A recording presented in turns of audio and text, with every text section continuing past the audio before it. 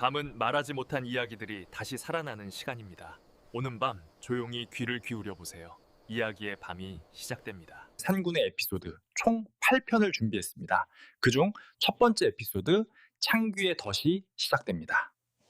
예로부터 우리 조상들은 호랑이를 단순한 산짐승이 아니라 산을 다스리는 신령한 존재, 즉 산군이라 부르며 두려워하고 또 경배했습니다. 하지만 그 신성함 이면에는 뼈가 시리도록 끔찍한 공포가 숨어 있었죠. 조선 팔도의 험준한 산세 속에는 호식구제, 즉 호랑이에게 물려 죽은 자들에 대한 끔찍한 괴담이 전해져 내려옵니다. 호랑이에게 목숨을 잃은 자의 영혼은 저승으로 가지 못하고 호랑이의 턱 밑에부터 노예처럼 불임을 당하게 됩니다. 우리는 이 저주받은 영혼을 일컬어 창귀, 쾌귀라 부릅니다. 창귀가 된 영혼이 이 끔찍한 고통에서 벗어나는 유일한 방법은 단 하나뿐입니다. 바로 자신을 대신해 호랑이의 먹이가 돼 또 다른 산 사람을 유인해오는 것. 그래서 창기는 자신이 살아생전 가장 사랑했던 가족, 가장 아꼈던 벗의 이름을 부르며 그들을 깊고 어두운 산속으로 훈련냅니다. 오늘 들려드릴 이야기는 조선 후기 강원도 깊은 산골에서 벌어졌던 한 군의 덫에 걸린 어느 포수와 그를 부르는 기이한 목소리에 관한 이야기입니다. 강원도 태백산맥 자락에 자리 잡은 작은 화전민 마을.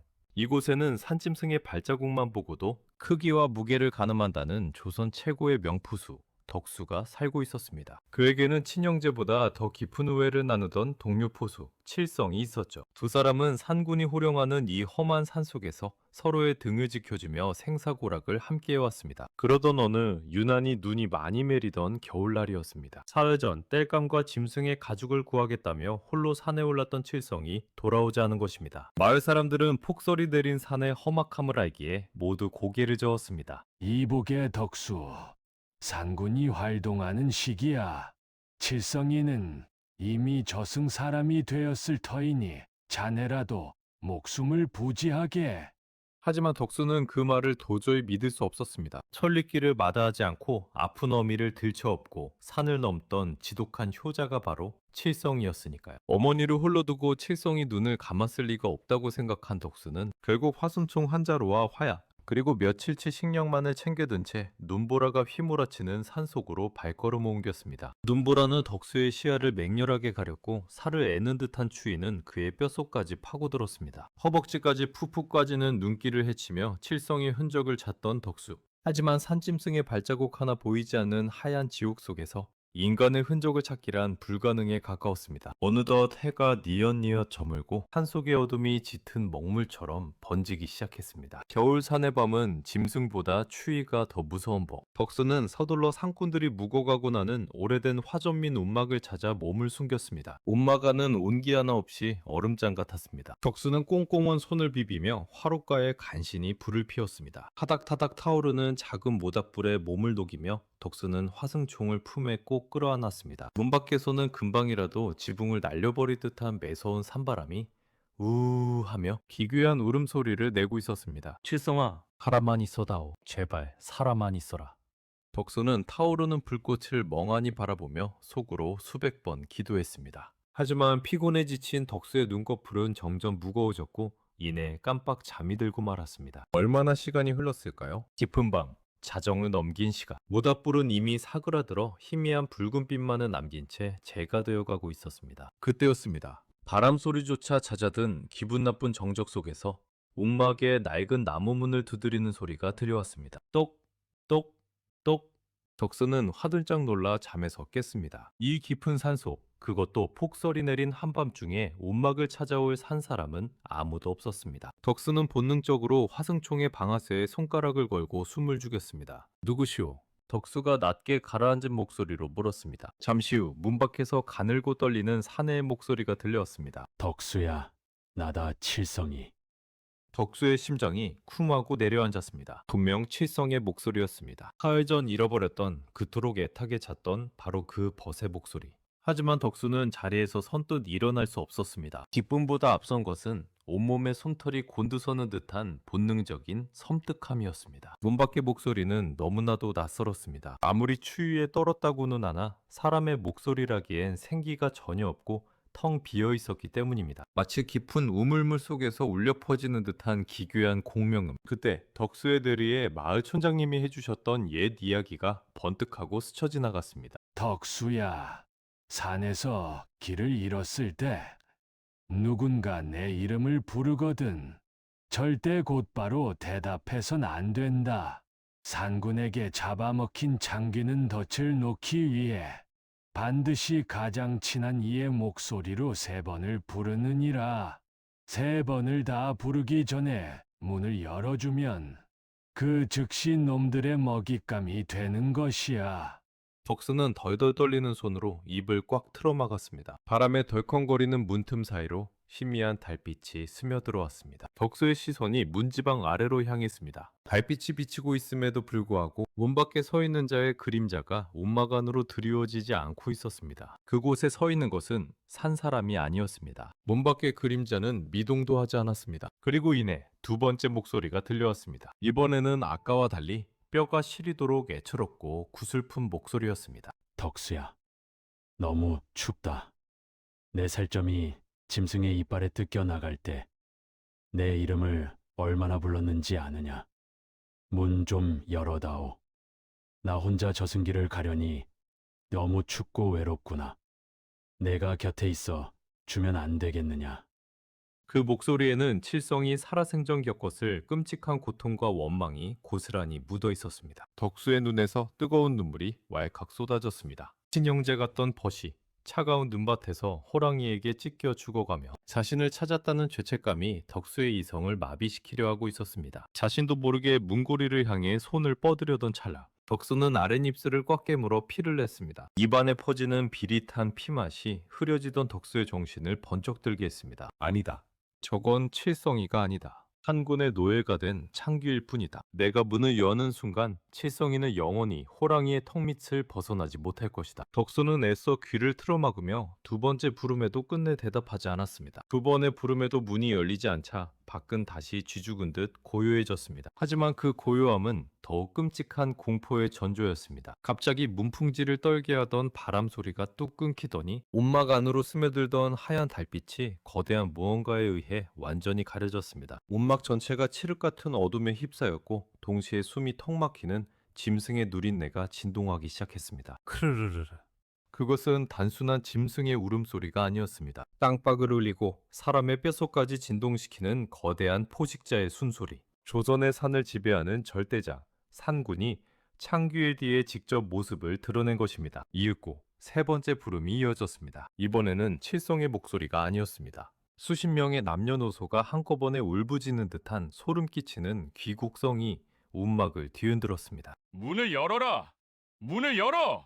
창귀들의 발악에 움막의 나무 문이 금방이라도 부서질 듯 덜컹거렸습니다. 한군의 거대한 앞발이 문지방을 긁어대는 소리가 마치 저승사자의 발소리처럼 들려왔습니다. 덕수는 더 이상 숨을 곳이 없음을 직감했습니다. 그는 화승총에 심지에 불을 붙이고 총구를 문 한가운데로 겨누었습니다. 산군을 죽일 수는 없겠지만 최소한 호랑이가 문을 부수고 들어오는 찰나에 놈의 미간에 총알을 박아넣고 함께 죽을 각오였습니다. 덕수는 온몸이 사시나무 떨리듯 떨렸지만 두 눈만은 형형하게 빛났습니다. 들어올 테면 들어와 보아라. 내 비록 짐승의 밥이 될지언정 네 놈의 턱 밑에서 개처럼 기어다니는 창귀는 되지 않을 것이다. 덕수의 결연한 외침이 산속의 정적을 갈랐습니다. 그 순간 문을 부술 듯 들이치던 짐승의 숨소리와 창귀의 울부짖음이 거짓말처럼 멈췄습니다. 마치 문 밖에 거대한 포식자가 안에서 총을 겨누고 있는 사내에 도끼를 흥미롭다는 듯 관찰하는 것 같았습니다. 호랑이는 영물입니다. 죽기를 각오하고 덤비는 독품은 사냥감은 건드리지 않는 법이죠.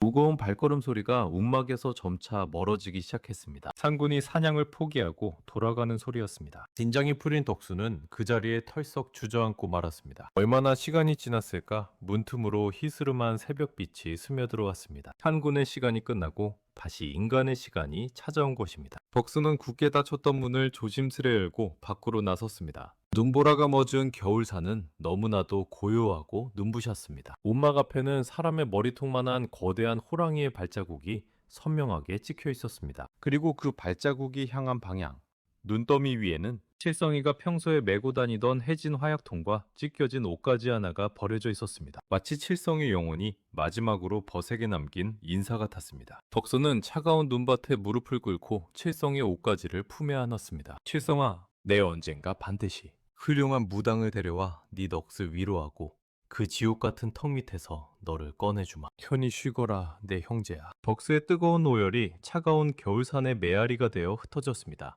긴장이 풀린 덕수는 그 자리에 털썩 주저앉고 말았습니다. 얼마나 시간이 지났을까? 문틈으로 희스름한 새벽빛이 스며들어왔습니다. 한군의 시간이 끝나고 다시 인간의 시간이 찾아온 것입니다. 덕수는 굳게 닫혔던 문을 조심스레 열고 밖으로 나섰습니다. 눈보라가 멎은 겨울산은 너무나도 고요하고 눈부셨습니다. 온막 앞에는 사람의 머리통만한 거대한 호랑이의 발자국이 선명하게 찍혀 있었습니다. 그리고 그 발자국이 향한 방향, 눈더미 위에는 칠성이가 평소에 메고 다니던 해진 화약통과 찢겨진 옷가지 하나가 버려져 있었습니다. 마치 칠성의 영혼이 마지막으로 벗에게 남긴 인사 같았습니다. 덕수는 차가운 눈밭에 무릎을 꿇고 칠성의 옷가지를 품에 안았습니다. 칠성아, 내 언젠가 반드시 훌륭한 무당을 데려와 네 넋을 위로하고 그 지옥 같은 턱 밑에서 너를 꺼내주마. 편히 쉬거라, 내 형제야. 덕수의 뜨거운 오열이 차가운 겨울산의 메아리가 되어 흩어졌습니다. 살아남은 덕수는 훗날 어떻게 되었을까요? 전해지는 이야기에 따르면 그는 두 번 다시 청을 잡지 않았다고 합니다. 대신 상군의 모신을 작은 사당을 짓고 평생을 산에서 죽어간 억울한 영혼과 벗을 위해 기도하며 살았다고 전해집니다. 가장 사랑하는 이의 목소리로 찾아와 목숨을 탐하는 끔찍한 저주, 창귀. 혹시 여러분도 인적 없는 산길을 걷다 등 뒤에서 누군가 당신의 이름을 3번 부른다면 절대 뒤돌아보지 마십시오. 앞서 들려드린 호식당한 자들의 끔찍한 원혼, 창귀에 대한 이야기 잘 들으셨습니까? 창고는 이처럼 사람의 목숨을 앗아가는 두려움의 대상이기도 했지만 때로는 썩어빠진 인간의 탐욕을 꿰뚫어보고 그 어리석음을 통렬하게 꾸짖는 신령스러운 존재이기도 했습니다. 조선 팔도에 떠도는 수많은 호랑이, 전설 중에는 아주 기묘하고도 섬뜩한 물건에 관한 이야기가 하나 전해져 내려옵니다. 10개의 물속은 알아도 한 개의 사람 속은 모른다 하였죠. 웃는 얼굴 뒤에 짐승 같은 탐욕과 교활함을 숨기고 살아가는 인간들. 만약 당신에게 그 두꺼운 가죽을 뚫고 사람의 진짜 본색을 볼 수 있게 해주는 신비한 물건이 주어진다면 이 세상은 과연 어떤 모습으로 보이게 될까요? 오늘의 두 번째 기담, 인간의 추악한 민낯을 비추는 거울, 호랑이 눈썹에 관한 이야기입니다.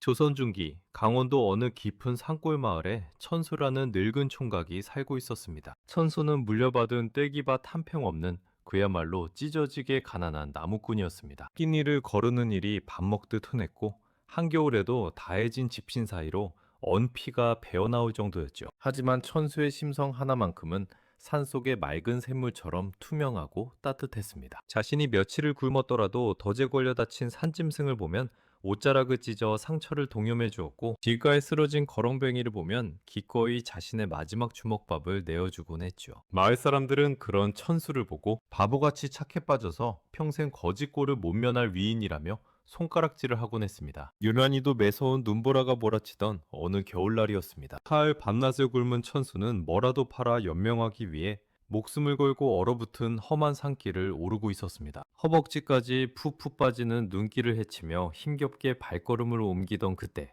천수의 눈앞에 눈더미에 반쯤 파묻혀 쓰러져 있는 사람의 형상이 보였습니다. 가까이 다가가 보니 다해진 장삼을 걸친 백발의 노스님이 꽁꽁 얼어붙은 채 숨을 핥아기고 있었습니다. 입술은 이미 새파랗게 질려 있었고 체온은 얼음장처럼 차가웠습니다. 이대로 두면 반시진도 채 안 되어 목숨이 끊어질 것이 분명했습니다. 스님, 정신 차리십시오, 스님! 천수는 망설임 없이 자신이 입고 있던 유일한 겉옷인 낡은 속옷을 벗어 스님의 몸에 둘러주었습니다. 그리고 자신의 거칠고 갈라진 손으로 스님의 얼어붙은 손발을 미친 듯이 비벼대기 시작했습니다. 살을 애는 듯한 칼바람이 천수의 맨살을 사정없이 난도질했지만 그는 아랑곳하지 않았습니다. 천수는 품속 깊은 곳에 소중히 간직해두었던 딱딱하게 굳은 작은 주먹밥 하나를 꺼냈습니다. 자신이 사흘 만에 먹으려 했던 유일한 식량이었습니다. 그는 얼어붙은 주먹밥을 자신의 입에 넣어 침으로 간신히 녹인 뒤 스님의 입술 사이로 조금씩 흘려 넣어 주었습니다. 조금만 견디십시오. 살아만 계십시오. 자신도 추위와 굶주림에 의식이 흐려져가는 와중에도 천수는 스님을 살리겠다는 일념 하나로 곁을 지켰습니다. 얼마나 지났을까요? 기적처럼 스님의 뺨에 희미한 핏기가 돌기 시작했습니다. 천천히 눈을 뜬 스님은 자신을 껴안고 추위에 덜덜 떨며 기절하기 직전인 천수를 물끄러미 바라보았습니다. 스님의 입가에 기이하고도 온화한 미소가 번졌습니다. 하, 인간 세상은 탐욕과 이기심으로 썩어 문드러진 지옥인 줄만 알았거늘 아직 이리도 맑고 어리석은 영혼이 남아 있었구나. 그 순간이었습니다. 매섭게 몰아치던 산바람이 거짓말처럼 뚝 머더니 노스님의 몸에서 눈을 뜰 수 없을 만큼 강렬하고 신비로운 빛이 뿜어져 나오기 시작했습니다. 천수가 놀라 뒤로 주저앉아 바라본 그곳에는 노스님의 형상은 온데간데 없고 그 자리에 집채만한 거대한 백호 한 마리가 위풍당당하게 서 있었습니다. 그는 바로 이 태백산맥을 호령하는 산의 주인 산신령이었습니다. 백호는 천천히 다가와 굳어버린 천수의 몸을 자신의 따뜻한 털로 감싸 녹여주었습니다. 그러고는 앞발을 들어 자신의 눈썹 위에서 달빛처럼 은은하게 빛나는 하얀 털 한 가닥을 툭 뽑아 천수의 손에 쥐어주었습니다. 내 착한 심성에 감복하여 작은 선물을 하나 주마. 인간들은 웃는 낯으로 서로의 뒤통수를 치고 비단우 속에 더러운 짐승의 욕망을 숨기고 살아가지. 이 눈썹을 너희 오른쪽 눈에 대고 사람들을 보거라. 인면수심 사람의 얼굴을 하고 있으나 그 속이 짐승인 자들의 진짜 본색을 보게 될 것이라.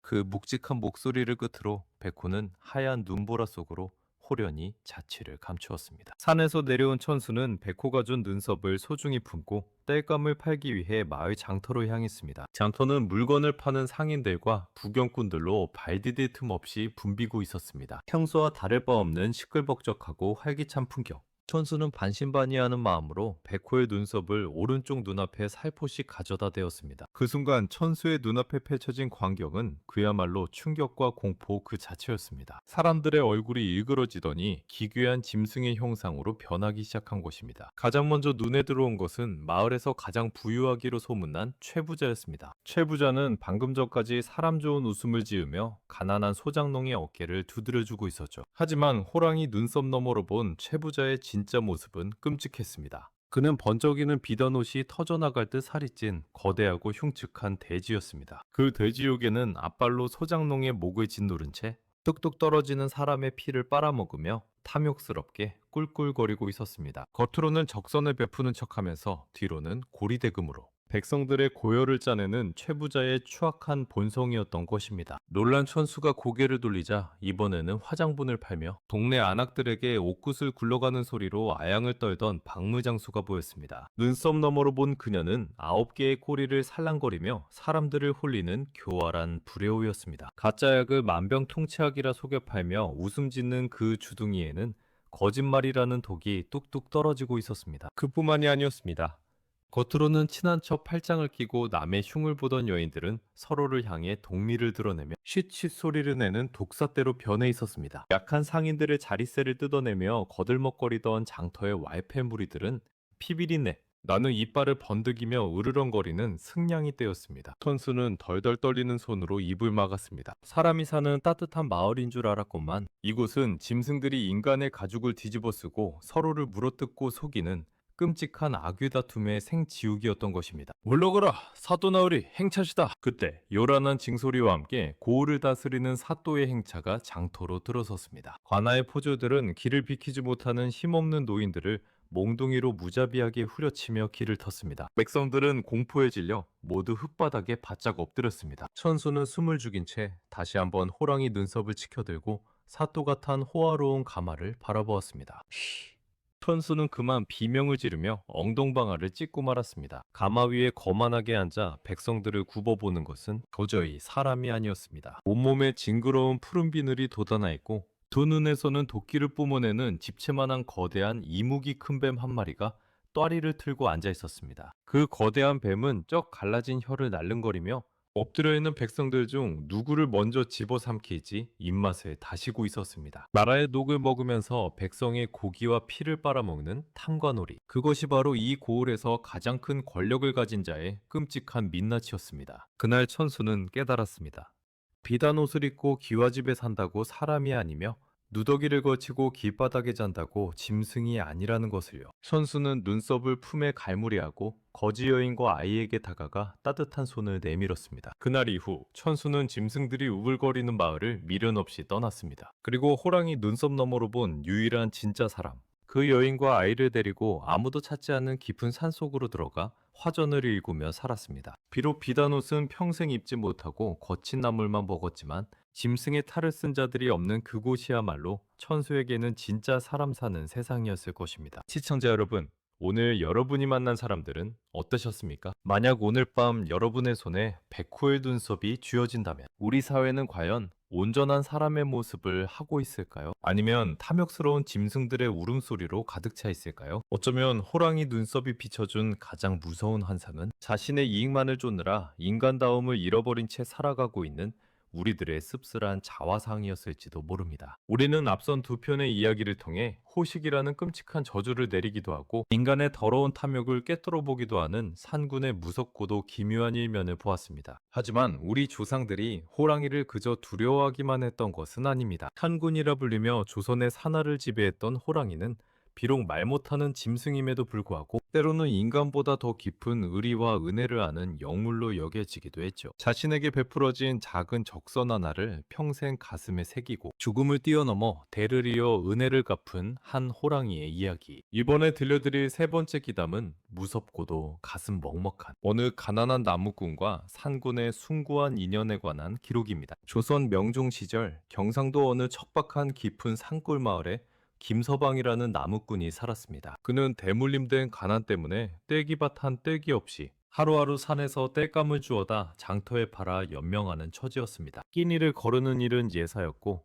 겨울이면 문풍지 사이로 들어오는 칼바람에 온몸을 웅크린 채 밤을 지새워야 했죠. 하지만 그 지독한 가난 속에서도 김서방의 가슴 속에는 누구보다 뜨거운 것이 자리 잡고 있었습니다. 바로 홀어머니를 향한 지극한 효심이었습니다. 자신은 사흘을 굶어 피죽 한 그릇 못 먹고 쓰러질지언정 어머니의 낡은 밥상에는 반드시 하얀 쌀밥과 따뜻한 고깃국을 올려야만 직성이 풀리는 사내였죠. 마을 사람들은 저러다 제명에 못 살지라며 혀를 찼지만 김서방에게 어머니는 자신의 목숨보다 귀한 하늘이었습니다. 그의 겨울은 유난히도 일찍 찾아왔고 유난히도 춥고 매서운 눈보라가 며칠 밤낮을 쉬지 않고 몰아쳤습니다. 마을 사람들은 짐승들조차 얼어 죽을 날씨라며 모두 산에 오르기를 포기하고 문을 굳게 걸어 잠갔습니다. 하지만 김서방은 그럴 수 없었습니다. 오랜 지병을 앓고 계신 어머니의 약이 똑 떨어진 데다 며칠째 알아누워 기침을 하시는 어머니의 방에 불을 지필 땔감조차 바닥났기 때문입니다. 어머니, 제가 얼른 다녀오겠습니다. 조금만 견디십시오. 김서방은 낡은 지게를 어깨에 짊어지고 발이 허벅지까지 푹푹 빠지는 죽음의 산길을 홀로 헤치며 올라갔습니다. 칼을 애는 듯한 칼바람이 그의 뺨을 갈기갈기 찢어놓는 듯했고 집신 사이로 스며든 눈은 이미 꽁꽁 얼어붙어 발가락의 감각마저 마비시켰습니다. 한참을 헤매며 마른 나뭇가지를 줍던 그때였습니다. 칼바람 소리를 뚫고 어딘가에서 거대하고도 기괴한 짐승의 신음소리가 들려왔습니다. 그 소리는 분노에 찬 포효라기엔 너무나 애처롭고 고통에 겨운 비명이었습니다. 온몸에 털이 곤두서는 공포를 느꼈지만 김서방은 조심스레 소리가 나는 거대한 바위 너머로 다가갔습니다. 그리고 그곳에서 그는 하마터면 비명을 지르며 주저앉을 뻔했습니다. 눈밭이 붉은 핏빛으로 물들어 있는 그곳에는 황소보다도 더 큰 집채만한 호랑이 한 마리가 쓰러져 뒹굴고 있었습니다. 자세히 보니 호랑이는 사냥꾼의 독화살을 맞은 것도 아니오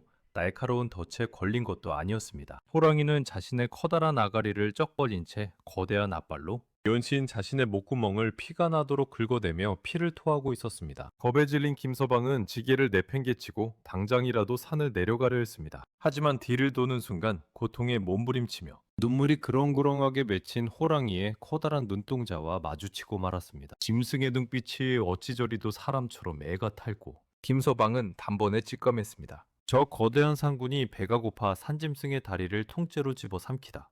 날카롭고 붉은 뼈가 목구멍 깊숙이 박혀 숨이 끊어지기 직전이라는 것을요. 사부님, 제가 그 고통을 덜어드릴 터이니 제발 저를 해치지 마십시오. 산 아래에는 저만 기다리는 늙고 병든 노모가 계십니다. 김서방은 덜덜 떨리는 손을 부여잡고 호랑이의 곁으로 한 걸음씩 다가갔습니다. 놀랍게도 호랑이는 그가 다가오자 마치 그의 말을 온전히 알아듣기라도 한 듯 짐승의 발버둥을 멈추었습니다. 그리고 거친 숨을 몰아쉬며 자신의 커다란 입을 스스로 쩍 벌려주었습니다. 가까이서 본 호랑이의 아가리 속에서는 지독한 피비린내와 누린내가 진동을 했습니다. 사람의 팔뚝보다 굵은 송곳니들이 번뜩였고 까딱 잘못하여 호랑이가 고통에 못 이겨 입을 다물기라도 한다면 김서방의 팔은 그대로 잘려나가 과다출혈로 목숨을 잃을 판이었습니다. 김서방은 눈을 질끈 감고 어머니를 속으로 외치며 호랑이의 목구멍 깊숙이 오른팔을 집어넣었습니다. 팔 전체가 짐승의 뜨거운 침범벅이 되었습니다. 손끝에 아주 크고 뾰족한 짐승의 뼈가 만져졌습니다. 그것은 호랑이의 연한 목구멍 살을 뚫고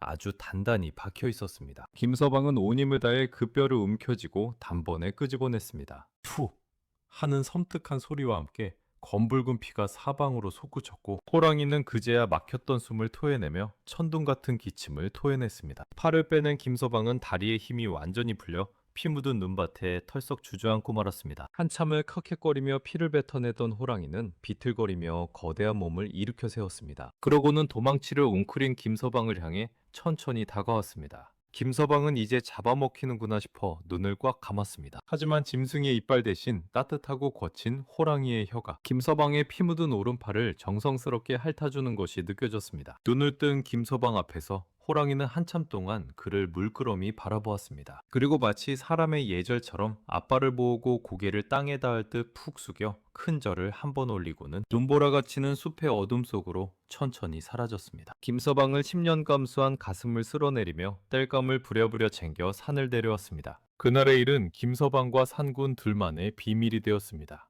그로부터 3년이라는 야속한 세월이 흘렀습니다. 김서방은 몸이 부서져라 일하며 지극정성으로 어머니를 모셨지만 흐르는 세월과 깊어지는 병환 앞에서는 인간의 효심도 어찌할 도리가 없었습니다. 어느 추운 겨울밤 어머니는 김서방의 거친 손을 꼭 쥔 채 조용히 눈을 감으시고 말았습니다. 하늘이 무너지는 듯한 슬픔에 김서방은 사흘밤 낯을 목 놓아 울었습니다. 하지만 그의 가슴을 갈기갈기 찢어놓는 가장 큰 고통은 따로 있었습니다. 바로 돌아가신 어머니를 편히 모실 몇 자리 하나 쓸 땅이 없다는 지독한 가난이었습니다. 어머니, 불효자를 용서하십시오. 평생토록 쓰는 숨 한번 못 지어보시고 고생만 하시다가 돌아가신 뒤에 편히 두 다리 뻗고 누우실 한 평의 땅조차 마련해드리지 못하다니요. 제가 죽일 놈입니다. 김서방을 싸늘하게 식은 어머니의 시신 앞에 엎드려 피눈물을 흘렸습니다. 마을 사람들의 적선으로 얇고 초라한 나무관 하나는 간신히 구했지만 남의 산에 몰래 묘를 썼다가는 뼈가 파헤쳐지는 형벌을 받을 것이 뻔했습니다. 어머니를 모실 곳이 없어 마당에 관을 대어둔 채 3일장이 끝나가던 그 깊은 밤 어디선가 묵직하고 거대한 발소리가 들려왔습니다. 쿵! 쿵! 쿵! 마당의 쌀이문이 스르륵 열리더니 거친 숨소리와 함께 방문을 조심스레 긁는 소리가 났습니다. 김서방이 퉁퉁 부은 눈으로 방문을 열었을 때 달빛 아래 수놓아진 눈밭 위에 거대한 짐승의 그림자가 서 있었습니다. 바로 3년 전 자신이 목구멍에 뼈를 빼주어 목숨을 살려주었던 그 거대한 산군이었습니다. 호랑이는 김서방의 슬픔을 위로하듯 낮고 부드러운 소리로 울음을 토해냈습니다. 그리고 마당 한가운데 놓인 어머니의 초라한 관 옆으로 다가가더니 자신의 거대한 등을 땅에 바짝 엎드렸습니다. 마치 내가 모실 터이니 관을 내 등에 올리시오 라고 말하는 듯 했습니다. 김서방은 호랑이의 그 깊고 숭고한 뜻을 알아차렸습니다. 그는 하염없이 쏟아지는 눈물을 소매로 훔치며 조심스럽게 어머니의 관을 들어 호랑이의 넓고 든든한 등에 얹고 칡넝쿨로 단단히 묶었습니다. 짐승의 등이 그 어떤 양반네의 화려한 꽃상여보다 듬직하고 따뜻해 보였습니다. 호랑이는 관을 엎고 소리 없이 그러나 아주 조심스러운 발걸음으로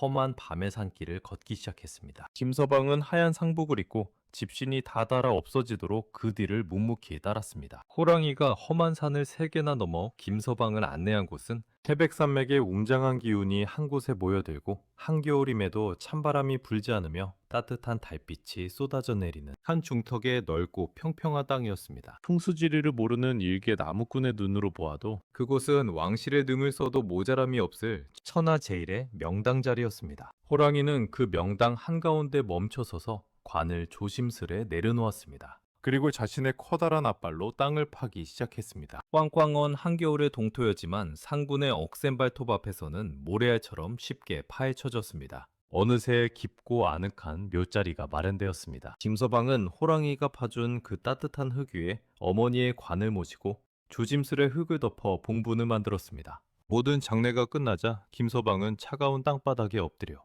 호랑이를 향해 큰 절을 2번, 3번 연거푸 올렸습니다. 사고님, 하늘 같은 이 큰 은혜를 이 미천한 놈이 어찌 다 갚으오리까. 짐승이 썩어 빠진 인간보다 낫다는 말이 참으로 명언입니다. 호랑이는 김서방의 떨리는 어깨에 자신의 커다란 머리를 가만히 비비며 위로의 인사를 건네고는 다시 숲의 짙은 어둠 속으로 천천히 사라졌습니다. 시청자 여러분, 상군이 잡아준 그 천하의 명당 덕분이었을까요? 어머니를 그곳에 모신 후 김서방의 집안은 하는 일마다 마치 하늘이 돕는 듯 번창하기 시작했습니다. 가난했던 나무꾼 김서방은 큰 상단을 이끄는 거상이 되었고 그가 낳은 자손들은 머리가 비상하여 훗날 과거에 줄줄이 급제하며 대대로 높은 벼슬에 오르는 명문가가 되었습니다. 하지만 김서방의 후손들은 자신들의 뼈대 있는 가문이 한낱 짐승인 호랑이의 숭고한 보은에서 시작되었다는 사실을 결코 잊지 않았습니다. 그들은 매년 할머니의 제사 때마다 소를 잡고 고기를 푸짐하게 삶아 묘지 주변 바위 위에 올려두었습니다. 전해지는 이야기에 따르면 제사를 지내고 가족들이 산을 내려올 때쯤이면 산 정상에서 고마움을 표하는 상군의 깊고 장엄한 울음소리가 온 산을 뒤흔들며 메아리 쳤다고 합니다. 은혜를 원수로 갚고 눈앞의 이익 앞에서는 부모, 형제의 등에도 칼을 꽂는 안타까운 일들이 심심찮게 벌어지는 인면수심의 시대입니다. 죽을 위기에서 벗어나게 해준 단 한 번의 은혜를 잊지 않고 자손대대로 발복할 명당 자리를 내어준 호랑이의 이야기. 미물인 짐승조차 이토록 의리를 하는데 하물며 만물의 영장이라 불리는 우리는 어찌 살아가야 할 것인가. 호랑이가 남기고 간 이 따뜻한 전설이 오늘날 우리에게 던지는 묵직한 꾸짖음이자 가르침이 아닐까 싶습니다. 은혜를 갚는 영물, 호랑이의 숭고한 보은 이야기로 마음이 조금 따뜻해지셨습니까? 하지만 안타깝게도 인간 세상에는 호랑이보다 못한 부류가 너무나도 많습니다. 짐승조차 아는 도리를 저버리고 오직 눈앞의 재물에 눈이 멀어 넘지 말아야 할 선을 넘는 자들 말입니다. 예로부터 우리 조상들이 가장 두려워하고 엄격하게 지켰던 금기 중 하나는 바로 망자의 안식을 방해하지 않는 것이었습니다. 죽은 자의 무덤을 파헤치거나 시신을 훼손하는 행위는 천벌을 받아 마땅한 가장 큰 죄악이자 끔찍한 원기를 불러들이는 지옥문과 같았죠. 오늘 들려드릴 네 번째 이야기는 너무나도 유명하지만 그 이면에 숨겨진 진짜 끔찍한 진실은 잘 알려지지 않은 재물에 눈이 멀어 간무친 시신의 다리를 훔쳐온 어느 노름꾼의 소름 돋는 하룻밤에 관한 기록입니다. 조선 후기 충청도 어느 마을에 칠득이라는 사내가 살았습니다. 칠득이는 멀쩡한 사지를 가지고도 일할 생각은 추호도 없는 마을에서 제일 가는 구제불능의 노름꾼이었습니다. 부모가 물려준 전답은 물론이고 추운 겨울날 아내가 덮고 자던 얇은 이불마저 내다 팔아 투전판도박에 밀어넣는 인간 쓰레기였죠. 결국 집문서까지 날리고 빈털터리가 된 칠득이는 빚쟁이들에게 쫓겨 마을 외곽에 다 쓰러져가는 흉가에 숨어 지내는 신세가 되었습니다. 당장 굶어 죽을 판국이었지만 그의 머릿속에는 오직 어디서 큰 돈을 구해 다시 투전판에 갈 수 있을까 하는 미친 생각뿐이었습니다. 그러던 어느 날 칠득이의 귀에 솔깃한 소문 하나가 들려왔습니다. 마을에서 제일 가는 갑부 장황림 영감이 이름 모를 기괴한 병에 걸려 사경을 헤매고 있다는 소식이었습니다. 장 영감의 병은 온몸에 썩은 창이가 나고 검은 피를 토하는 끔찍한 병이었는데 전국의 용하다는 의원들을 다 불러 모아도 백약이 무효했습니다. 결국 지푸라기라도 잡는 심정으로 팔도에서 가장 신기가 세다는 무당을 불렀는데 그 무당이 내린 처방은 충격적이기 그지없었습니다. 영감의 병은 억울하게 죽은 원기가 들러붙어 피를 말리는 병이요. 이를 고치려면 묻힌 지 사흘이 채 지나지 않은 처녀 귀신의 왼쪽 다리를 잘라 푹 고아 먹어야만 살 수 있소이다. 장 영감의 가족들은 경악했지만 영감을 살리기 위해 마을 방장 게시판에 방을 붙였습니다. 누구든 무덤에서 간 묻힌 처녀의 왼쪽 다리를 구해오는 자에게는 평생 먹고 놀아도 남을 100냥의 큰 돈을 주겠다. 마을 사람들은 미친 짓이라며 모두 고개를 저었지만 숨어서 그 방을 지켜보던 칠득이의 두 눈은 탐욕으로 번들거리기 시작했습니다. 100냥. 100냥이면 내 빚을 다 갚고도 매일 밤 투전판에서 왕노릇을 할 수 있다. 까짓것 죽은 송장 다리 하나 자르는 게 대수더냐. 마침 며칠 전 이웃마을에서 억울한 누명을 쓰고 목을 메어 자결한 젊은 처녀의 장례가 있었습니다. 칠뜨기는 그 처녀가 묻힌 뒷산 공동묘지를 향해 발걸음을 옮겼습니다. 하늘도 그의 끔찍한 악행을 경고하듯 그날 밤은 유난히도 굵은 빗줄기가 쏟아지고 천둥번개가 귀를 찢을 듯 내리쳤습니다. 비바람을 뚫고 묘지에 도착한 칠득이는 아직 흙이 채 굳지도 않은 처녀의 봉분 앞에 섰습니다. 미친 사람처럼 괭이를 치켜든 그는 입에 칼을 물고 짐승처럼 흙을 파헤치기 시작했습니다. 비에 젖은 진흙이 사방으로 튄 지 한참, 마침내 펑 하는 둔탁한 소리와 함께 초라한 소나무관이 모습을 드러냈습니다. 칠뜨기는 떨리는 손으로 쇠지렛대를 관 틈새에 쑤셔 넣고 있는 힘껏 젖혔습니다. 소름 끼치는 마찰음과 함께 관뚜껑이 열리자 비릿한 흙냄새와 함께 송장에 썩어가는 냄새가 확 풍겨왔습니다. 번개가 번쩍이는 찰나 하얀 소복을 입고 푸르스름하게 굳어버린 처녀의 시신이 칠뜨기의 눈앞에 드러났습니다. 처녀의 두 눈은 원한을 품은 듯 허공을 향해 부릅떠져 있었습니다. 순간 등골이 오싹해진 칠뜨기는 엉덩방아를 찧었습니다. 부릅뜬 시신의 눈초리가 마치 내 이놈 감히 내 무덤을 파헤치다니 하고 꾸짖는 것만 같았기 때문입니다. 하지만 백냥이라는 막대한 재물에 대한 탐욕은 칠뜨기의 마지막 남은 일말의 인간성마저 집어삼켰습니다. 죽은 송장이 째려보면 어쩔 테냐. 넌 썩어 문드러질 고깃덩어리에 불과해. 칠뜨기는 스스로에게 악을 쓰듯 소리치며 허리춤에 차고 있던 날카로운 도끼를 꺼내들었습니다. 그는 시신의 하얀 소복을 거칠게 걷어올리고 푸르게 핏줄이 얼어붙은 왼쪽 다리의 무릎 관절을 향해 무자비하게 도끼를 내리찍었습니다.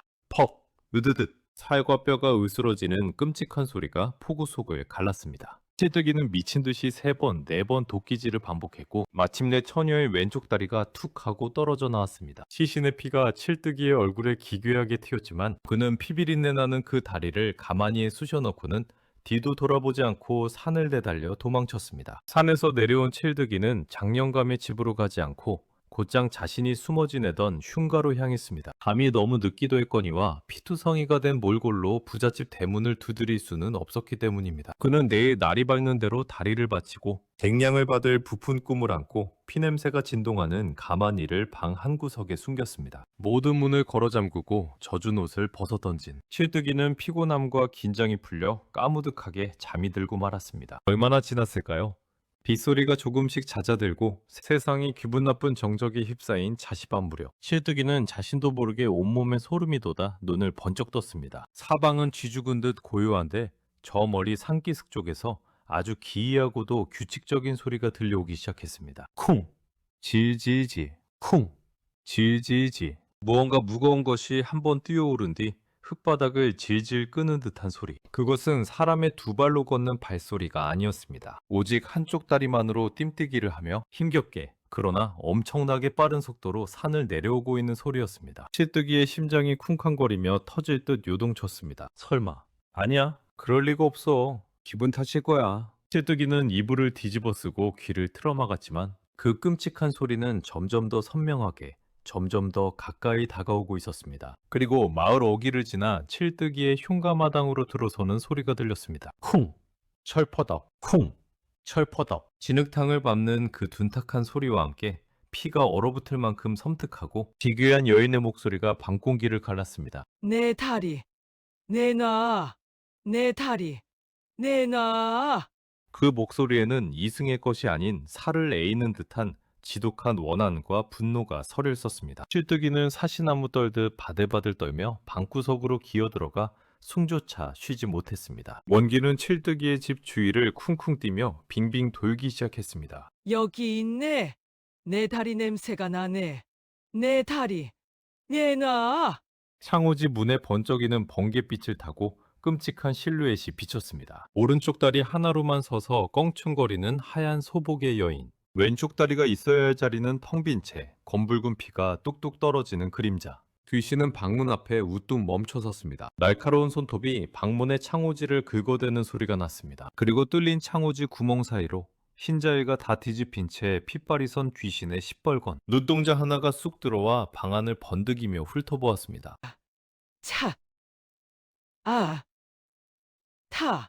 굉음과 함께 굳게 잠겨있던 방문이 산산조각 나며 뜯겨나갔습니다. 방 안으로 매서운 비바람과 함께 썩은 시체 냄새가 훅 밀려 들어왔습니다. 찌뜨기는 공포에 질려 바지에 오줌을 지린 채 짐승 같은 비명을 지렀습니다. 살려주시오, 살려주시오.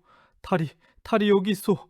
내다 가져가시오. 찔뜨기는 방구석에 숨겨두었던 피투성이 가마니를 귀신을 향해 미친 듯이 집어던졌습니다. 가마니에서 굴러떨어진 하얀 다리가 바닥을 나뒹굴었습니다. 하지만 어둠 속의 원기는 그 다리를 쳐다보지도 않았습니다. 귀신의 기괴하게 꺾인 목에서 뼈가 부딪히는 듯한 섬뜩한 웃음소리가 새어나왔습니다. 그건 흙이 묻어 더러워졌으니 대신 내 놈의 다리를 가져가야겠다.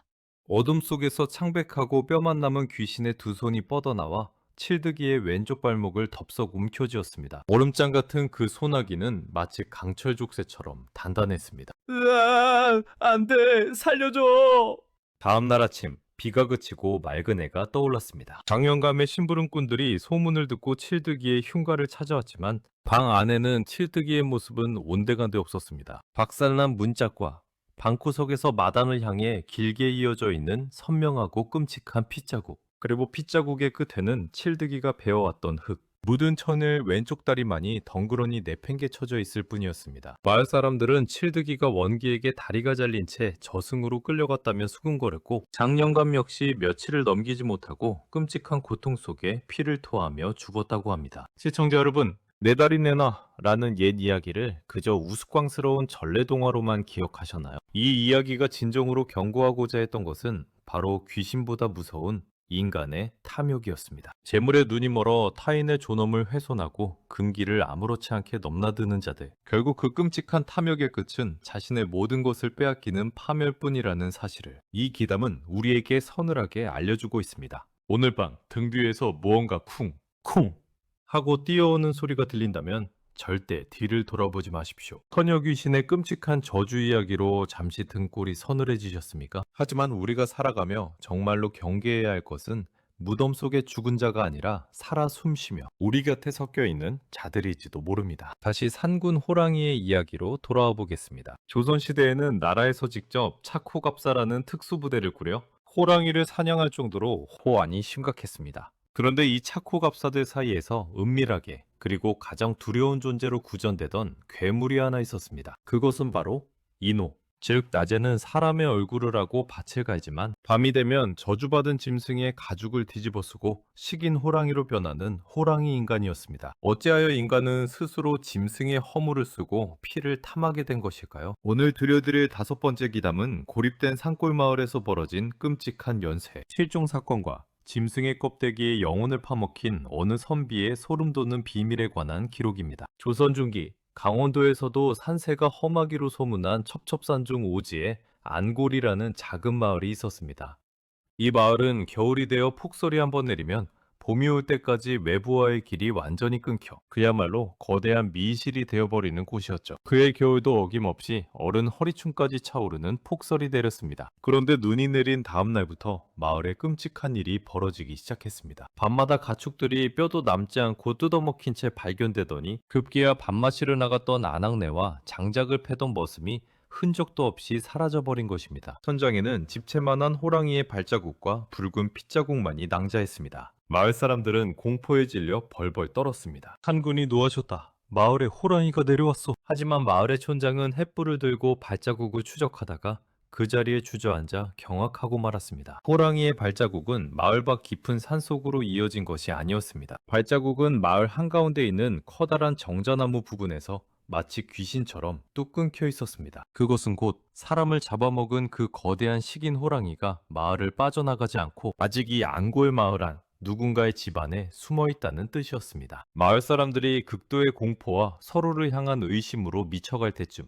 눈 덮인 고개를 넘어 짐승의 가죽을 두르고 긴 화승총을 맨 사내 하나가 마을에 나타났습니다. 그는 한양에서부터 호안을 진압하기 위해 파견된 조선 최고의 차코 갑사 호랑이 사냥꾼 무영이었습니다. 무영은 사람들의 시신이 사라진 현장과 핏자국 그리고 뚝 끊긴 발자국을 예리한 눈으로 살폈습니다. 촌장 어르신, 이것은 평범한 산짐승의 짓이 아닙니다. 짐승은 제 배가 부르면 사냥을 멈추지만 이놈은 사흘 밤낮을 연달아 살생을 저질렀소. 게다가 발자국이 마을 한가운데서 끊겼다는 것은 무영은 허리춤에 칼자루를 매만지며 차갑게 내뱉었습니다. 이 마을 안에 짐승의 가죽을 쓰고 밤마다 사람을 사냥하는 인호가 숨어 있다는 뜻입니다. 마을 사람들은 옹성거렸습니다. 나와 10년 넘게 한솥밥을 먹던 이웃 중에 사람을 잡아먹는 괴물이 숨어 있다니요. 무용은 수사를 위해 마을에서 가장 존경받고 평판이 좋은 젊은 선비 서진의 집을 임시거처로 삼았습니다. 서진은 병든 노모를 지극정성으로 모시며 마을 아이들에게 천자문을 가르치는 그야말로 흠잡을 데 없이 다정하고 기품 있는 사내였습니다. 누추한 곳이지만 편히 쉬십시오, 무영나으리.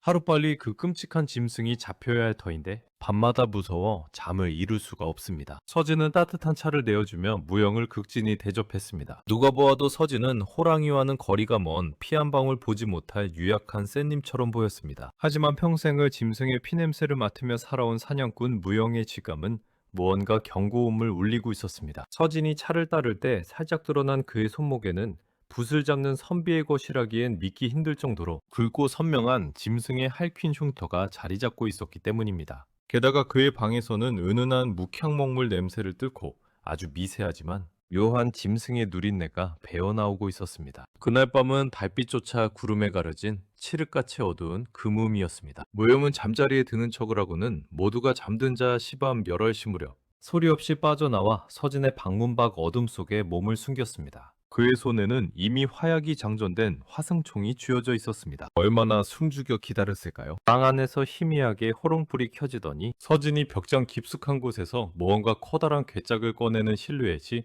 창호지에 비쳤습니다. 무영은 칼끝으로 창호지에 작은 구멍을 내고 방 안을 엿보았습니다. 그 순간 무영의 눈동자가 경악으로 크게 흔들렸습니다. 다정하던 선비 서진의 얼굴은 온데간데 없었습니다. 그의 두 눈은 짐승처럼 핏발이 서 있었고 입가에는 기괴하고 잔인한 미소가 번져 있었습니다. 서진은 괴짝 안에서 크고 묵직한 가죽 하나를 꺼내 펼쳤습니다. 그것은 바로 머리부터 발끝까지 온전하게 벗겨진 집채만한 호랑이의 가죽이었습니다. 가죽 안쪽에는 알 수 없는 붉은 부적들이 기괴하게 다닥다닥 붙어 있었죠. 서진은 짐승처럼 혀를 날름거리더니 그 저주받은 호랑이 가죽을 자신의 머리 위로 푹 뒤집어 썼습니다. 그 다음 벌어진 광경은 지옥의 한 장면처럼 끔찍했습니다. 우드드득 우듯 사람의 뼈가 억지로 늘어나고 꺾이는 소름 끼치는 파열음이 방 안을 가득 채웠습니다. 가죽을 쓴 서진의 몸이 비정상적으로 부풀어 오르기 시작했고 그의 팔다리는 두꺼운 짐승의 다리로 변해갔습니다. 손톱이 빠진 자리에는 흉기처럼 날카로운 발톱이 솟아났고 사람의 얼굴이 있던 자리에는 쩍 벌어진 짐승의 아가리가 자리 잡았습니다. 다정한 이웃이었던 선비는 온데간데 없고 그 자리에는 사람의 피맛에 미쳐버린 거대한 식인괴물 인호 한 마리가 거친 숨을 몰아쉬며 서 있었습니다. 쾅! 인호가 방문을 박살내며 마당으로 뛰쳐나왔습니다. 넘은 새로운 피냄새를 찾아 마을로 내려갈 참이었습니다. 하지만 그 순간 어둠 속에 도사리고 있던 무영이 놈의 앞을 가로막았습니다. 이 더러운 요물, 사람의 피를 탐한 대가를 치러라! 무영의 외침과 함께 화승총에 심지가 타들어가며 맹렬한 불꽃을 뿜어냈습니다. 고막을 찢는 총성과 함께 날아간 납탄이 인호의 왼쪽 어깨를 정확히 꿰뚫었습니다. 크악! 인호는 짐승의 포효인지 사람의 비명인지 모를 기괴한 소리를 지르며 뒤로 나동그라졌습니다. 하지만 저주받은 가죽의 힘 때문일까요? 놈은 어깨에서 붉은 피를 철철 흘리면서도 고통을 잊은 듯 더욱 포악하게 무영을 향해 덤벼들었습니다. 무영은 재빨리 화승총을 버리고 허리춤에서 예리하게 벼린 환도를 뽑아들었습니다. 집채만한 앞발이 무영의 머리를 향해 날아들었습니다. 무영은 간발의 차이로 바닥을 구르며 놈의 공격을 피했고 동시에 환도를 거꾸로 쥐고 인호의 옆구리를 깊게 베고 지나갔습니다. 치열한 혈투 끝에 무영의 환도가 마침내 인호의 목줄기를 정확히 베어냈습니다. 검은 피를 뿜어내며 바닥에 쓰러진 거대한 괴물, 놈이 발악하며 뒹구는 과정에서 머리에 뒤집어 쓰고 있던 호랑이 가죽이 반쯤 벗겨져 나갔습니다. 발빛 아래 드러난 짐승의 안면 속에는 피투성이가 된 선비 서진의 진짜 얼굴이 숨겨져 있었습니다. 서진은 피를 토하며 인간의 목소리로 헉헉거렸습니다. 살려주시오. 내가 원한 것이 아니오. 이 가죽이, 이 저주받은 가죽이 자꾸만 나에게 피를 마시라고 속삭였어. 나는 그저 힘이 갖고 싶었을 뿐인데. 무영은 차가운 눈으로 서진을 내려다보았습니다. 가죽을 핑계대고 있었지만 서진의 눈동자, 깊은 곳에는 여전히 사람의 고기를 탐하는 끔찍한 탐욕과 광기가 사그라지지 않고 있었습니다. 거짓말 마라. 가죽은 그저 껍데기일 뿐이다. 처음 한 번은 호기심이었겠지만 두 번, 세 번 사람의 목을 물어뜯은 것은 결국 내놈만의 짐승 같은 욕망이 선택한 짓이다. 너는 이미 사람이 아니다. 무영은 일말의 망설임 없이 환도를 높이 치켜들었고 서진의 가슴에 그대로 검을 꽂아 넣었습니다. 인호는 기괴한 단말말을 내뱉으며 마침내 숨을 거두었습니다. 다음 날 아침 마을 사람들은 마당 한가운데 쓰러져 있는 서진의 시신과 피, 묻은 호랑이 가죽을 보고 경악을 금치 못했습니다. 가장 존경받고 착했던 이웃이 밤마다 사람들을 찢어 죽이던 괴물이었다는 사실에 마을은 깊은 충격과 침묵에 빠졌습니다. 무염은 흉측한 호랑이 가죽에 기름을 붓고 불을 질렀습니다. 가죽은 마치 살아있는 생물처럼 기괴한 소리를 내며 까맣게 타들어갔고 임의 재가 되어 겨울 산바람에 흩어져 버렸습니다. 모든 임무를 마친 무영은 다시 화승청을 둘러매고 묵묵히 눈덮인 산길을 걸어 마을을 떠났습니다. 시청자 여러분, 우리는 흔히 숲속에서 으르렁거리는 호랑이를 두려워합니다. 하지만 정작 가장 두려워해야 할 것은 멀쩡한 사람의 얼굴을 하고 그 속에는 짐승보다 더 끔찍한 식욕과 탐욕을 숨긴 채 우리 곁에서 웃고 있는 자들이 아닐까요? 짐승의 허물을 탐하다 결국 자신의 영혼마저 괴물에게 먹혀버린 선비의 최후. 어쩌면 껍데기만 인간일 뿐 속은 이미 인후가 되어버린 괴물들이 지금 이 순간에도 우리 주변을 어슬렁거리고 있을지도 모릅니다. 인간의 가죽을 쓰고 식인 괴물이 되어버린 사내의 이야기 잘 들으셨습니까? 사람들은 흔히 피도 눈물도 없는 잔혹한 짓을 저지르는 자들을 향해 짐승만도 못한 놈이라며 손가락질을 하곤 합니다. 하지만 정말로 짐승들에게는 따뜻한 피와 눈물이 없는 것일까요? 조선시대 첩첩산 중 깊은 숲속을 호령하던 상군들에게도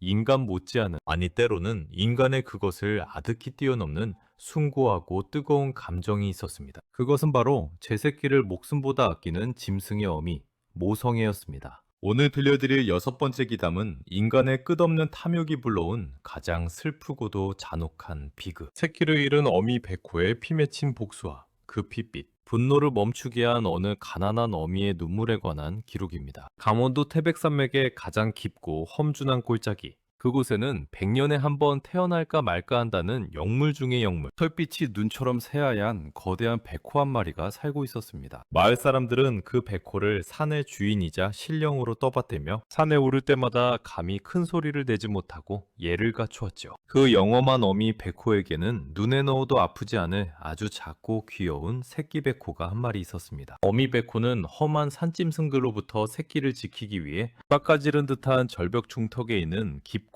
아늑한 동굴에 보금자리를 마련했습니다. 어미는 사냥을 나갈 때면 새끼의 머리를 따뜻한 혀로 핥아주며 동굴 밖으로는 절대 나오지 말라는 무언의 당부를 남기곤 했죠. 새끼 백호 역시 어미가 사냥을 마치고 물고 온 고기를 먹으며 어미의 곁에서 평화롭게 잠이 들곤 했습니다. 그곳은 인간의 탐욕이 닿지 않은 오직 두 모자만을 위한 성역이었습니다. 하지만 그 평화는 그리 오래가지 못했습니다. 조선 팔도에서 돈이 되는 것이라면 무덤까지 파헤친다는 악명 높은 밀렵군 만석의 무리가 이 산에 발을 들이면서부터였죠. 만석은 저작거리에서 백호의 가죽이 중국의 부자들에게 천금을 호가한다는 소문을 듣고 한 몫을 단단히 챙기기 위해 모래배들을 이끌고 태백산에 숨어들었습니다. 어느 몹시도 추운 겨울날 어미 백호가 먹이를 구하기 위해 평소보다 멀리 산을 내려간 사이 산등성이를 헤매던 만석의 무리는 절벽 중턱의 동굴을 발견하고 말았습니다. 조심스레 동굴 안을 살피던 만석의 눈이 탐욕으로 번쩍였습니다. 형님, 저기 보십시오. 어미는 없고 지방울만한 새끼 백호 한 마리만 혼자 자빠져 자고 있습니다요. 졸개의 말에 만석은 음흉한 미소를 지으며 화순총의 심지에 불을 붙였습니다.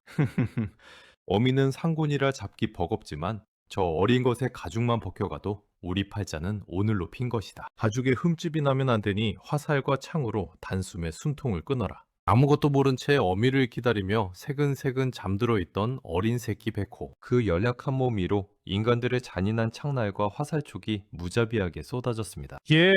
고통에 찬 새끼의 애처로운 비명이 동굴 안을 맴돌았지만 피해 굶주린 밀렵꾼들은 멈추지 않았습니다. 만석은 쓰러져 헐떡이는 새끼 백호의 목덜미를 잔인하게 짓밟고는 허리춤에서 시퍼런 칼을 꺼내들었습니다. 미안하다 요무라. 네 놈의 껍데기가 워낙 비싸서 말이다. 만석은 아직 숨이 붙어있는 새끼 백호의 가죽을 무자비하게 벗겨냈고 피투성이가 된 고깃덩어리만을 차가운 바닥에 내팽개친 채 서둘러 산을 내려갔습니다. 가장 안전해야 할 성역은 인간의 끔찍한 탐욕에 의해 잔혹한 도살장으로 변해버렸습니다. 해질녘 사냥을 마친 어미 베코가 입에 커다란 멧돼지를 물고 동굴로 돌아왔습니다. 하지만 입구에 들어선 어미 베코는 물고 있던 먹이를 툭 떨어뜨리고 말았습니다. 코를 찌르는 진동하는 인간의 냄새와 바닥을 흥건하게 적신 핏자국, 그리고 동굴 가장 안쪽 차갑게 식어버린 채 가죽마저 벗겨져 버린 제 새끼의 처참한 시신. 어미 베코는 믿을 수 없다는 듯 다가가 자신의 거칠고 따뜻한 혀로 새끼의 피투성이 몸을 하염없이 핥았습니다. 하지만 새끼는 더 이상 어미의 품으로 파고들지 않았습니다. 새끼가 죽었다는 사실을 깨달은 순간 어미 베코의 두 눈에서는 굵은 핏방울 같은 눈물이 뚝뚝 떨어져 내렸습니다. 어미 베코의 슬픔과 분노가 뒤섞인 처절한 절규가 천지를 뒤흔들었습니다. 그 울음소리는 마치 하늘이 갈라지는 듯 웅장하고도 섬뜩하여 태백산맥의 모든 산짐승이 두려움에 몸을 웅크렸고 산 아래 마을의 집집마다 문풍지가 찢어질 듯 덜컹거렸습니다. 베코의 새하얀 털이 분노로 곤두섰고 슬픔에 젖었던 눈동자는 인간을 향한 피 맺힌 사리로 붉게 타오르기 시작했습니다. 산군의 자비 없는 핏빛 복수가 시작된 곳입니다. 어미 베코는 동굴에 남겨진 인간들의 냄새를 쫓아 쏜살같이 산을 내려갔습니다. 짐승의 분노는 비바람을 몰고 온다 하였던가요? 갑자기 산 전체에 눈보라가 휘몰아치기 시작했고 그 눈보라를 뚫고 하얀 사신이 번개처럼 움직였습니다. 한편 산 중턱의 낡은 움막에서 새끼 베코의 가죽을 안고 술판을 벌이고 있던 만석의 무리. 그들은 기쁨에 취해 밖에서 무슨 일이 벌어지는지도 알지 못했습니다. 움막의 두꺼운 통나무 문이 종이장처럼 박살나며 날아갔습니다. 어둠 속에서 집채만한 베코가 붉은 눈을 번뜩이며 그들 앞에 섰습니다. 베코의 아가리에서는 뜨거운 짐승의 입김이 뿜어져 나왔습니다. 산군이다. 총을 쏴라. 만석의 무리가 기겁하며 총을 들었지만 늦었습니다. 어미 베코가 단숨에 도약하여 총을 든 사내의 상반신을 그대로 물어뜯어 던져버렸습니다. 다른 사내가 창을 휘둘렀지만 베코의 거대한 앞발 한 번에 그의 목뼈가 우두두 꺾이며 그 자리에서 즉사하고 말았습니다. 움막 안은 순식간에 피가 튀고 창자가 쏟아지는 아비규환의 지옥으로 변했습니다. 공포에 질린 주동자 만석은 동료들이 처참하게 찢겨 죽어가는 틈을 타 새끼의 가죽마저 팽개친 채 혼비백산하여 밤의 눈보라 속으로 미친 듯이 도망치기 시작했습니다. 살려줘! 만석은 발이 부르트고 폐가 터질 듯 산에 내달려 간신히 산 아래 자신의 집이 있는 마을로 뛰어들었습니다. 자신의 집 마당에 도착한 그는 숨을 헐떡이며 빗장을 걸어잠갔습니다. 알았다.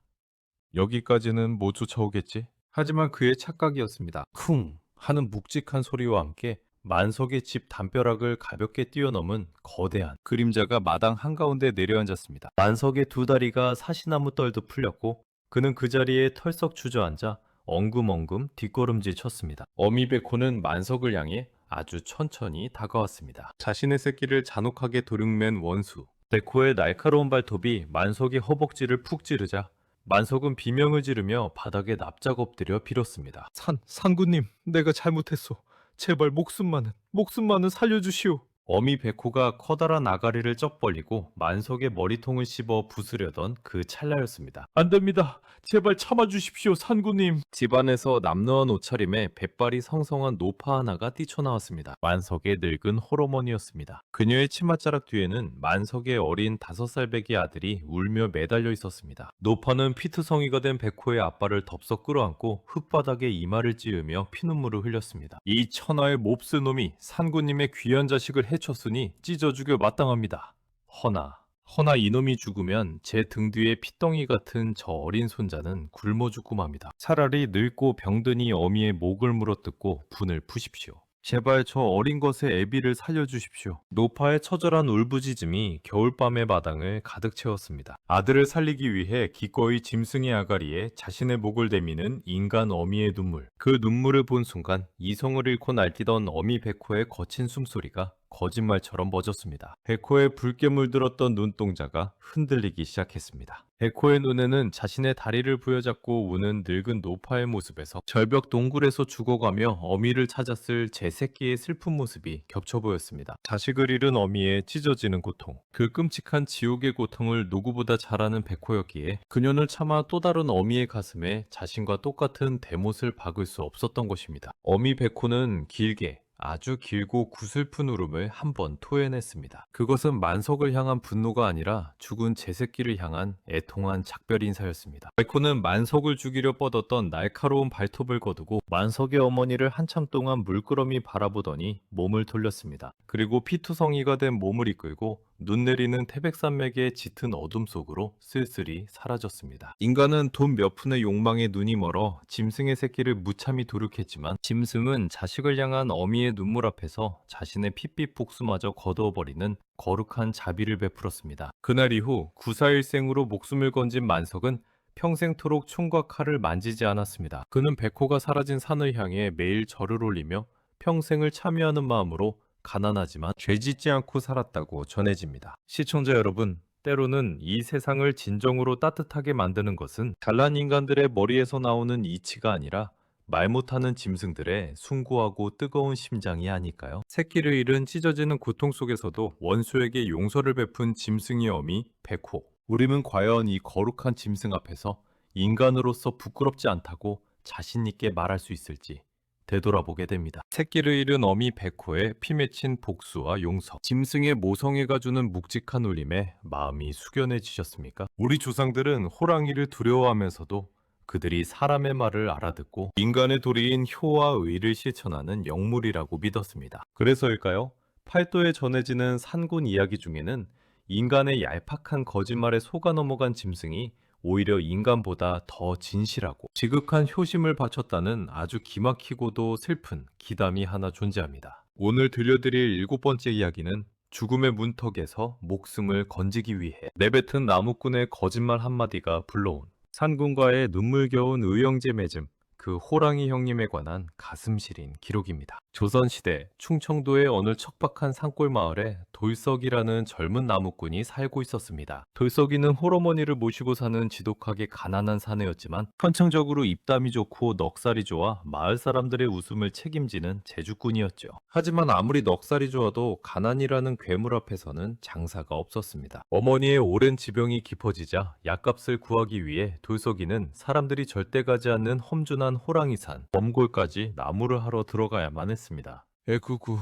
범이 나온다 한들 내 목구멍이 포도청이고 우리 엄니 약값이 먼저다. 그렇게 며칠을 무사히 산을 오르내리던 어느 늦은 가을날이었습니다. 해진녘이 되어 지게에 땔감을 가득 싣고 콧노래를 부르며 좁은 산길을 내려오던 돌석이의 발걸음이 뚝 멎었습니다. 주변의 새소리와 풀벌레 소리가 일순간 죽은 듯이 사라지고 등골을 오싹하게 만드는 비릿한 누린내가 훅 끼쳐왔기 때문입니다. 돌석이가 천천히 고개를 들자 산길 한가운데를 가로막고선 거대한 그림자가 보였습니다. 황소보다도 머리 하나는 더 큰 황금빛 바탕에 검은 줄무늬가 선명한 태백산의 제왕 산군이었습니다. 호랑이는 시뻘건 눈동자를 번뜩이며 돌석이를 금방이라도 찢어주길 듯 날카로운 송곳니를 드러내며 다가오고 있었습니다. 돌석이는 지게를 내팽개치고 바닥에 털썩 주저앉았습니다. 오줌이 찔끔 새어나오고 다리가 후들거려 도망칠 엄두조차 나지 않았습니다. 아이고, 나는 이제 죽었구나. 내가 죽으면 우리 불쌍한 엄니는 누가 모시나? 호랑이가 커다란 아가리를 쩍 벌리고 돌석의 목덜미를 물어뜯으려던 찰나 죽음의 공포가 극에 달한 돌석의 머릿속에 평소 그의 특기였던 번뜩이는 기지와 말도 안 되는 얄팍한 꾀가 벼락처럼 스치고 지나갔습니다. 아이고, 형님! 우리 형님! 호랑이의 이빨이 닿기 직전 돌석이는 갑자기 땅바닥을 대굴대굴 구르며 하늘이 무너져라 대성통곡을 하기 시작했습니다. 사냥감이 갑자기 눈물 콧물을 쏙 빼며 오열하자 호랑이는 당황한 듯 멈칫하며 뒤로 한 걸음 물러섰습니다. 돌석이는 그 틈을 타 호랑이의 거대한 앞발을 덥석 끌어안고는 목에서 피가 나도록 울부짖었습니다. 형님, 이게 대체 어찌된 일입니까요? 우리 엄니가 매일 밤 산에서 잃어버린 우리 큰형님을 찾으며 눈물로 밤을 지새우시는데 형님은 어쩌다 사람의 탈을 벗고 이런 끔찍한 짐승의 모습이 되셨단 말입니까? 아이고, 불쌍한 우리 형님. 호랑이는 거대한 눈을 끔벅거리며 혼란스러운 표정으로 돌석이를 내려다보았습니다. 돌석이는 호랑이가 사람의 말을 알아듣는 영물이라는 전설에 모든 것을 건 것입니다. 형님이 어릴 적 산에서 길을 잃은 뒤로 엄니는 형님이 호랑이로 변해 산속을 떠돈다는 무당의 말을 굳게 믿고 계십니다요. 제가 이렇게 형님을 찾으러 매일 산을 헤맸는데 정녕 저를 못 알아보시겠습니까? 돌석이의 눈물 연기는 너무나 처절하고 완벽해서 지나가던 귀신도 속아 넘어갈 지경이었습니다. 그런데 참으로 기막힌 일이 벌어졌습니다. 호랑이의 시뻘겋던 눈동자에서 살기가 스르륵 사라지더니 임의 그 커다란 눈망울에 그렁그렁하게 물기가 차오르기 시작한 것입니다. 짐승이 어찌 부모를 알아보지 못하고 동생을 잡아먹으려 했단 말인가. 영물이라 불리는 산군이었지만 인간의 간교한 거짓말을 리 없는 순진한 짐승은 돌석의 말을 철석같이 믿어버리고 말았습니다. 호랑이는 자신의 흉측한 앞발로 가슴을 치며 굵은 눈물을 뚝뚝 흘렸습니다. 마치 아우야 내가 미안하다. 내 전생의 죄가 깊어 짐승의 탈을 썼구나 라고 말하듯 호랑이는 돌석의 얼굴을 따뜻한 혀로 핥아주었습니다. 돌석이는 속으로 쾌재를 부르며 눈물을 닦았습니다. 형님 비록 몸은 짐승이 되셨으나 우리 엄니를 잊지 마십시오. 저는 엄니를 모셔야 하니 이만 내려가 보겠습니다. 호랑이는 고개를 끄덕이고는 돌석이가 안전하게 산을 내려갈 때까지 그 자리에 서서 쓸쓸하게 뒷모습을 지켜보았습니다. 산에서 내려온 돌석이는 자신의 기막힌 꾀에 스스로 감탄하며 미련한 짐승놈, 내가 저를 속인 것도 모르고 지지 짜기는 하며 낄낄거렸습니다. 하지만 그 얄팍한 비웃음이 무색하게도 돌석이의 거짓말은 호랑이의 가슴 속에 씻을 수 없는 거대한 효심의 불씨를 당겨버렸습니다. 다음날 아침 돌석이가 방문을 열었을 때 그는 자신의 두 눈을 의심했습니다. 초가집 마당 한가운데 성인 남성 2명이 들어도 무거울 만큼 커다란 멧돼지 한 마리가 피를 뚝뚝 흘리며 놓여 있었던 것입니다. 그뿐만이 아니었습니다.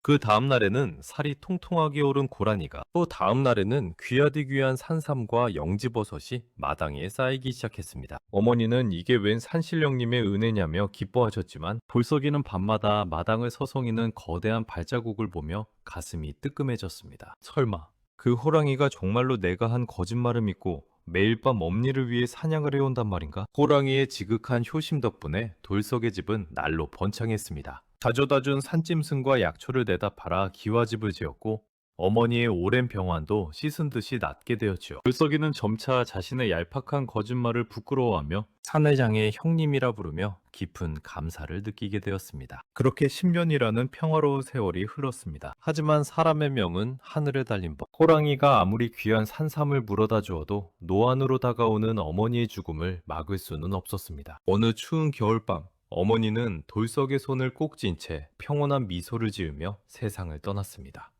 돌석은 어머니를 산에 잘 모시고 상복을 입은 채 슬픔에 잠겼습니다. 그런데 어머니가 돌아가신 그날 밤부터 10년 동안 단 하루도 거르지 않고 마당에 쌓이던 짐승과 약초들이 뚝 끊겨버렸습니다. 눈이 쌓인 마당에는 더 이상 거대한 호랑이의 발자국이 찍히지 않았습니다. 형님도 이제 엄니가 돌아가신 걸 아셨나 보구나. 10년 동안이나 이 못난 아우를 먹여 살리시느라 고생 많으셨소. 돌석이는 호랑이가 이제 자신의 삶을 찾아 깊은 산속으로 떠났으리라 짐작했습니다. 그렇게 또 1년이라는 세월이 지나고 어머니의 첫 번째 기일제 산날이 찾아왔습니다. 돌석이는 정성껏 제사상을 차려 어머니를 모신 무덤으로 올라갔습니다. 그런데 무덤가에 다다른 돌석이는 제기를 떨어뜨리며 그 자리에 털썩 주저앉고 말았습니다. 어머니의 무덤 옆에는 뼈만 앙상하게 남은 거대한 호랑이 한 마리가 차갑게 얼어 죽어 있었습니다. 바로 10년 전 돌석이 형님이라 불렀던 그 산군이었습니다. 그리고 더욱 놀라운 것은 죽은 호랑이의 시신 곁에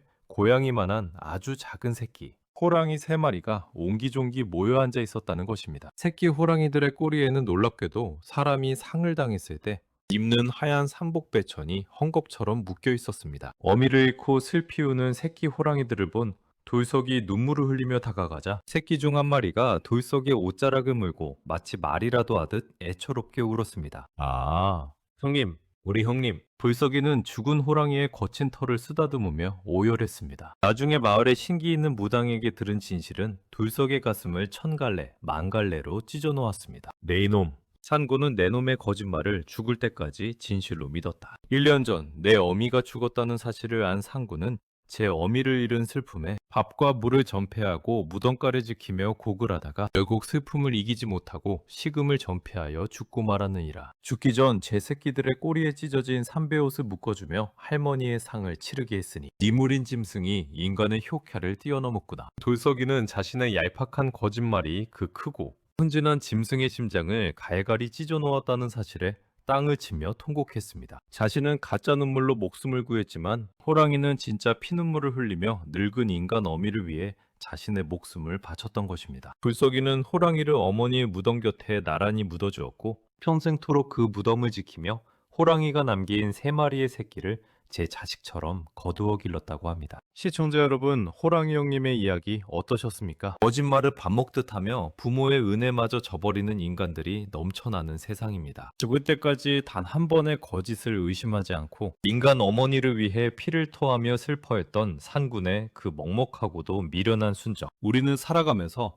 과연 이 짐승의 순수한 마음 앞에 한 점 부끄러움이 없다고 자신할 수 있을까요? 오늘 밤에는 혹시 나를 향해 맹목적인 믿음과 사랑을 보내주는 누군가를 내가 얄팍한 깨로 기만하고 있지는 않은지 되돌아보시길 바랍니다. 인간의 얄팍한 거짓말에 속아 넘어가면서도 끝끝내 죽음으로 효를 다했던 미련한 상군 이야기. 마음 깊은 곳에 묵직한 돌덩이를 얹은 듯 먹먹하지 않으셨습니까? 자, 이제 길고 길었던 호랑이 기담의 마지막 장을 넘길 차례입니다. 예로부터 우리 조상들은 상군을 두려워하면서도 그들의 맑고 거대한 눈동자 속에는 인간이 범접할 수 없는 우주의 이치가 담겨 있다고 믿었습니다. 10만이들 사이에서 은밀하게 전해 내려오는 전설에 따르면 수백 년을 산 영물 호랑이의 눈동자를 똑바로 들여다보게 되면 그 짐승의 맑은 거울 속에 비친 자신의 전생과 끔찍한 업보를 보게 된다고 합니다. 오늘 들려드릴 8번째이자 마지막 이야기는 평생을 호랑이 사냥에 바쳤던 잔혹한 사냥꾼이 전설 속 산군의 눈동자를 마주하고 겪어댄 참혹하고도 슬픈 윤회에 관한 기록입니다. 조선 후기 함경도 백두산 자락에는 광일이라는 악명 높은 사냥꾼이 있었습니다. 그는 조선 팔도에서 가장 호랑이를 많이 죽인 자로 그의 화승총 앞에서는 제 아무리 거대한 산군이라도 피를 토하며 쓰러지기 일쑤였죠. 광일의 집 앞마당에는 껍데기가 벗겨진 붉은 호랑이의 고깃덩어리들이 산처럼 쌓여 있었고 방 안에는 값비싼 호랑이 가죽이 병풍처럼 둘러쳐져 있었습니다. 광일에게 호랑이란 그저 두둑한 돈다발이자 자신의 강함을 증명하는 사냥감에 불과했습니다. 영굴은 개뿔, 총알 한 방이면 대가리가 터져 죽는 짐승 나부랭이일 뿐이다.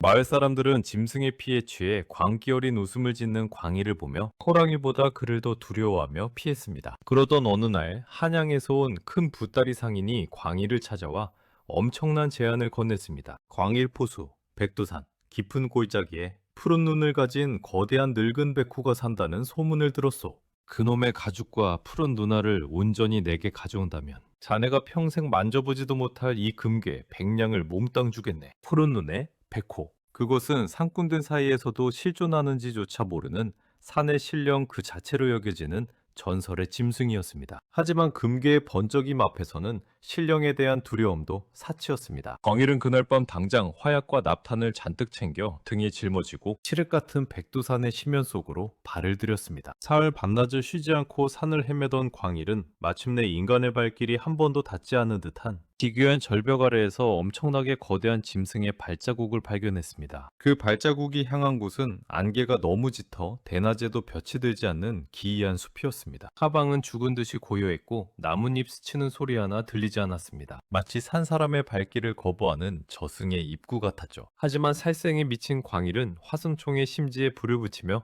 도끼 어린 미소를 지었습니다. 숨소리라도 내봐라, 이 요물아. 내 놈의 푸른 눈가를 파서 한양 땅에 팔아넘길 테니. 그때였습니다. 바람 한 점 없던 숲속의 짙은 안개가 마치 홍해가 갈라지듯 스르륵 양옆으로 흩어지더니 거대한 고목나무 뿌리 위에 앉아 광희를 내려다보고 있는 압도적인 그림자가 모습을 드러냈습니다. 황소 2마리를 합쳐놓은 듯한 거대한 체구, 세월의 흔적이 고스란히 내려앉은 은빛 털, 그리고 마치 깊은 심해를 품은 듯 영롱하고 맑게 빛나는 푸른 눈동자. 소문으로만 듣던 산의 신령, 푸른 눈의 백호가 바로 광일의 눈앞에 있었습니다. 하지만 기이하게도 짐승은 화승총을 겨누고 있는 사냥꾼을 보고도 으르렁거리거나 도망치지 않았습니다. 백호는 아주 고요하고 슬픈, 그리고 모든 것을 꿰뚫어보는 듯한 눈빛으로 광일을 가만히 응시할 뿐이었습니다. 운이 좋구나.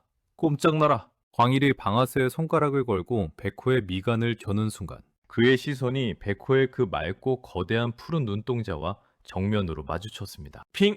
순간 광일의 귓가에 끔찍한 이명소리가 울려 퍼졌고 광일은 총을 떨어뜨린 채 그 자리에 화석처럼 굳어버렸습니다. 손가락 하나 까딱할 수 없었습니다. 아니, 백두산 전체의 시간이 멈춘 듯 했습니다. 광일은 짐승의 그 푸른 눈동자 속으로 빨려 들어가는 듯한 착각에 빠졌습니다. 눈동자 속의 푸른 빛이 소용돌이 치더니 광일의 눈앞에 자신이 한 번도 본 적 없는 기묘한 환영들이 미친 듯이 스쳐 지나가기 시작했습니다. 그것은 까마득히 잊혀진 광일의 전생, 즉 전생의 끔찍한 기억이었습니다. 환영 속의 배경은 수백 년 전 혹독한 눈보라가 몰아치던 어느 겨울의 산속이었습니다. 그곳에는 탯줄도 채 떨어지지 않은 벌거숭이 갓난아기 하나가 강보에 쌓인 채 버려져 얼어 죽어가고 있었습니다. 그 피덩이 아기가 바로 전생의 광일이었습니다. 아기는 추위와 굶주림에 입술이 새파랗게 질려 마지막 숨을 헐떡이고 있었습니다. 그때 거대한 그림자 하나가 아기에게 다가왔습니다. 바로 새끼를 낳은 지 얼마 되지 않아 젖이 퉁퉁 불어있던 평범한 어미 호랑이 한 마리였습니다. 호랑이는 굶주린 맹수였습니다. 첫 입에 아기를 씹어 삼킬 수도 있었죠. 하지만 짐승은 피덩이 아기에게서 나는 서글픈 전내를 맡고는